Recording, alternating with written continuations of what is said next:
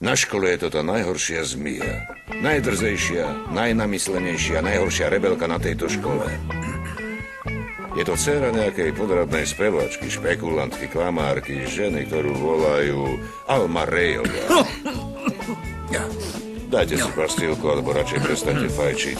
Vážne, Reverte, prestaňte fajčiť. No, ďakujem pekne. Viete, o kom vám hovorím? No, už asi tuším, o kom to hovoríte. No už jablko opäť nepadlo ďaleko od stromu. Tu funguje genetika, nie ako v mojom prípade. Ale musím uznať, že napriek všetkým nedostatkom, tá žena má v sebe aj niečo pozitívne. To je bijúce do očí.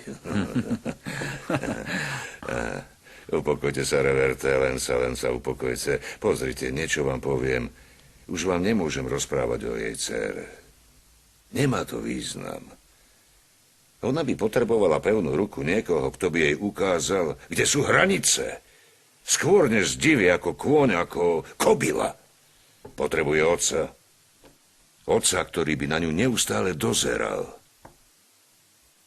Takého otca, ktorý by ju kontroloval. To je naozaj potrebné.